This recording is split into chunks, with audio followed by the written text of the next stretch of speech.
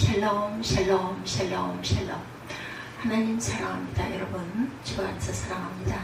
오늘 열왕기 23장 1절에서 14절 말씀 중심으로 오직 믿음 이런 제목으로 함께 은혜를 나눕니다.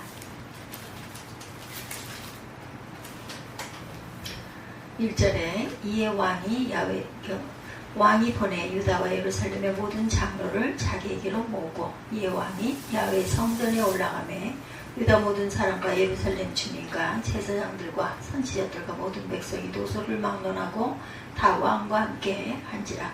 왕이 야훼 성전 안에서 발견한 언약책의 모든 말씀을 읽어 무리의 귀에 들리고 왕이 단위에 서서 야훼 앞에서 언약을 세우되 마음을 다하고 뜻을 다하여 야훼께 순종하고 그의 계명과 법도와 율례를 지켜 이 책에 기록된 언약의 말씀을 이루게 하리라며 백성이 다 그 언약을 따르기로 하니라. 이렇게 고백하고 있습니다. 오직 믿음으로 주님의 말씀을 그대로 따르겠다 이렇게 약속을 하죠. 구약 성서 중에서 신명기, 여호수아, 사사기, 사무엘상하, 열왕기상하는 신명기 법전이라고 불리는데 다른 성서와 여러 가지 면에서 비교가 됩니다. 신명기 법전의 가장 큰 특징은 이스라엘의 역사를 하나님의 말씀에 근거해서 평가하고 해석한다라는 뜻을 갖고 있어요. 이스라엘의 가나안 정복, 통일왕국, 분열왕국에 이르는 전체 역사에 등장하는 수십 명의 왕들이 주요 대상입니다. 대다수의 왕들은 나쁜 평가를 받죠. 여로보암과 아합 왕은 그 대표적인 인물이죠. 그들이 당대에는 왕이랍시고 큰 소리치고 떵떵거리고 살았을지 모르지만 훗날 아주 혹독한 역사적 평가들을 받습니다. 전반적으로 나쁜 평가를 받은 왕들의 연대기에는 다윗은 예외에 속하죠. 그는 몇 가지 인간적인 잘못이 없지 않았지만 이스라엘의 역사에서 가장 모범적인 왕으로 평가가 됩니다. 오늘 본문에 등장하는 요시아도 그 대열에 들죠. 열왕기 22장 1, 2절에 따르면 그는 8살이 왕이 되어서 31년간 나라를 다스렸다 이렇게 증거하고 있어요. 2절에 묘사된 그에 대한 역사적 평가는 야훼 눈에 들은 바른 정치를 폈고 모든 일을 태조와 다윗을 본받아 한 발짝도 어긋나지 않은 그대로 살았다. 이스라엘의 역사에서 다윗에게 복음할 정도로 하나님의 뜻을 바르게 실천했던 인물이 바로 요시아인데 그의 업적은 종교개혁입니다. 요시아 시대 예루살렘 성전을 보수하다가 하나님의 말씀인 율법서가 발견이 돼요. 그 하나님의 말씀을 읽은 요시아는 크게 충격을 받고 옷을 찢고 자복을 합니다. 그는 유다와 예루살렘의 지역 대표자들인 장로들을 소집하고 예언자, 사제, 모든 백성들을 예루살렘 성전에 불러 모아서 하나님의 말씀을 듣게 하죠. 모든 백성이 야훼 명령을 따르기로 서약을 한 부분이 바로 제가 마지막 읽은 23장 3절입니다. 하나님의 말씀대로 백성이 다 그 언약을 따르기로 하니라 이렇게 증거하고 있어요. 그 뒤로 요시아는 종교개혁을 구체적으로 추진하기 시작을 합니다. 그 내용이 열왕기 23장 4절 이하에 설명되어 있는데 크게 세 가지입니다. 혼합주의로 떨어진 야훼 신앙. 첫째, 요시아는 야훼의 그 전 안에 있던 바알과 아세라와 하늘의 별을 섬기는 데 쓰는 모든 기구들을 치우고 그것을 불살르죠. 둘째는 각 지역에서 활동하던 가짜 사제들과 우상을 예배하던 사람들을 그 지위에서 파면해버립니다. 셋째는 전국에 흩어져 있던 산당들을 회수해버려요. 그리고 그 우상과 관련된 기구들을 없앤 것. 둘째, 거기에 종사하던 사람들을 파면시킨 것. 셋째는 지역의 산당들을 없앤 이런 세 가지 조치를 보면 당시 예루살렘 성전과 전체 나라가 완전히 우상 숭배에 찌든 것. 수십 년 동안 그렇게 내려왔어요. 그렇죠? 야훼 하나님에게 제사를 드리는 거룩한 장소인 예루살렘 성전 안에 바알과 아세라를 섬기던 기구들이 들어있었던 건 정말 기가 막힌 일이죠. 심지어 성전에 아세라 목상이 있었다. 아무리 야훼 하나님을 향한 신앙이 약해졌다 하더라도 아브라함의 자손인 그들이 바알과 해와 달, 성자와 하늘의 별에게 재물을 살라 바쳤다는 것은 정말 기이한 일일 수 있죠. 그런 우상에게 재물을 바치는 전문적인 종교인들이 나라 전체에 퍼져 있었다고 하니 그들의 상황이 어떠했는지 기가 막힌 일.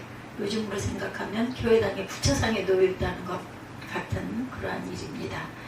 기도실에 점쟁이가 그리 부적이 붙어 있었다, 이렇게 상상을 해보세요.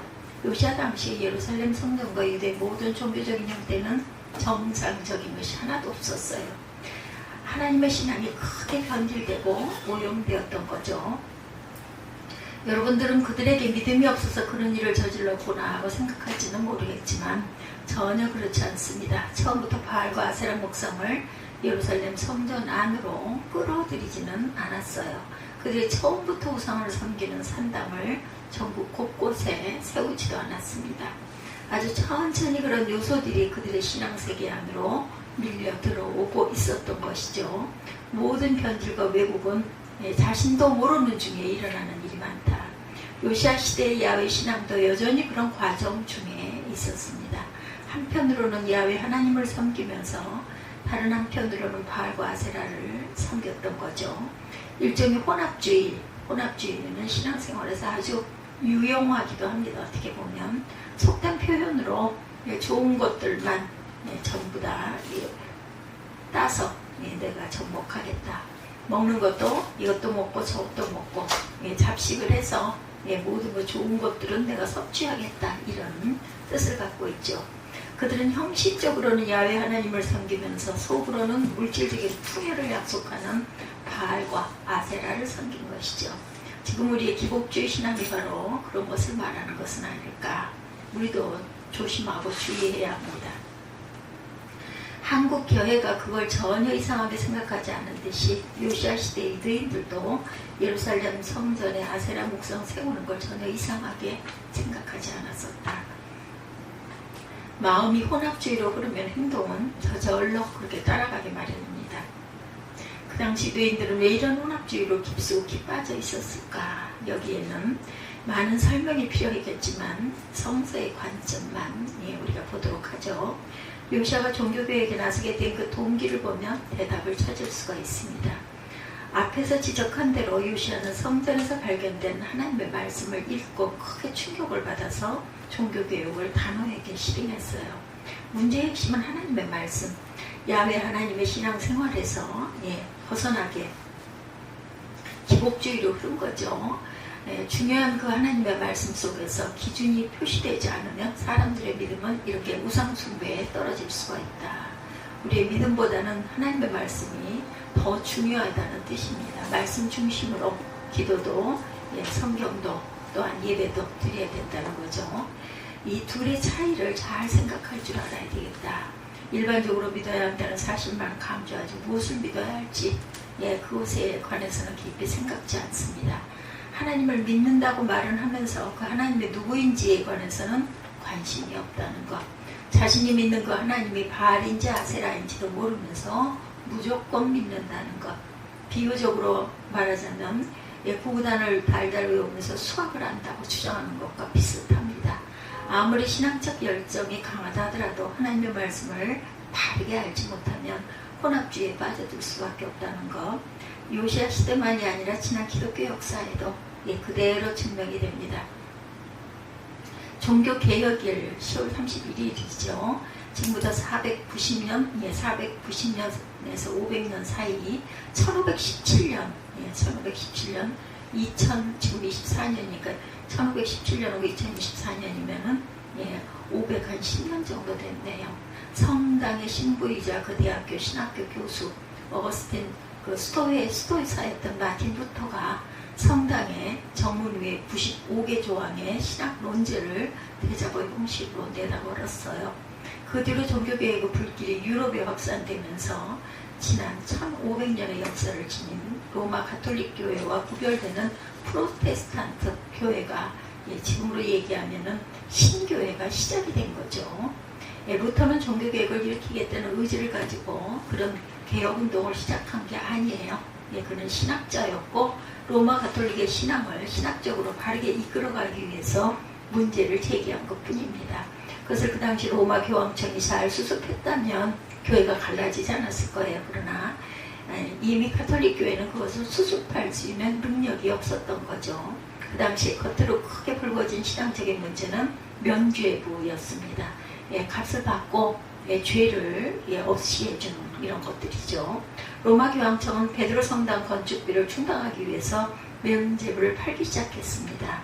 구원받지 못하고 연옥에 떨어진 가족과 조상을 위해서 면죄부를 매입하면 돈이 헌금함에 떨어지는 바로 그 순간에 그들의 영혼이 천국으로 올라간다, 이런 그 선전이었어요.